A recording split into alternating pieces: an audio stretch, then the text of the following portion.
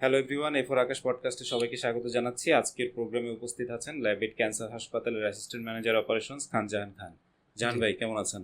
জি, আসসালামু আলাইকুম। আলহামদুলিল্লাহ। মাইন কেমন আছিস? এই তো ভাই ভালো আছি। সবার আগে একটু আপনার সম্পর্কে বলেন, আপনার পড়াশোনা এবং ক্যারিয়ার নিয়ে একটু বলেন। কোথায় কাজ করছেন, কি করছেন? সবার আগে আমি ধন্যবাদ জানাচ্ছি এত সুন্দর একটা আয়োজন করার জন্য মাইনকে। তো আমি এম খান জাহান খান। আমি ধনিয়া আমার বাসস্থান। আমি ধনিয়া এলাকার স্থানীয় ধনিয়া এলাকাবাসী।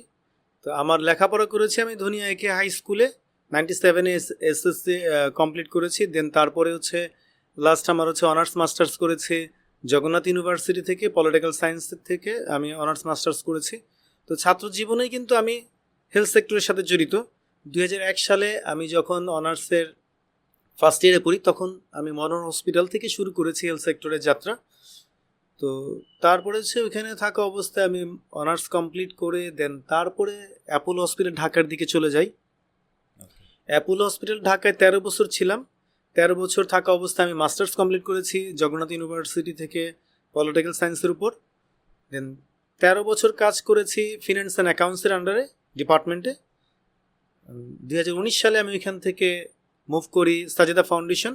একটা হেলথ সেক্টর প্রজেক্ট ছিল, ওইখানে আমি অ্যাডমিন সিনিয়র এক্সিকিউটিভ, লাস্টে আমি ডেপুটি ম্যানেজার পদে ওইখান থেকে মুভ করেছি আর কি। বিলিং অফিসার থেকে চলে যান অপারেশনস ডিপার্টমেন্টে। আর এখন কাজ করছেন ল্যাবেট ক্যান্সার এখন হাসপাতালে। আমি কাজ করছি ল্যাবেট ক্যান্সার হসপিটালে অপারেশনস অ্যাসিস্ট্যান্ট ম্যানেজার পদে। পুরো অপারেশনসকে দেখছি আর কি, অপারেশনসের যেই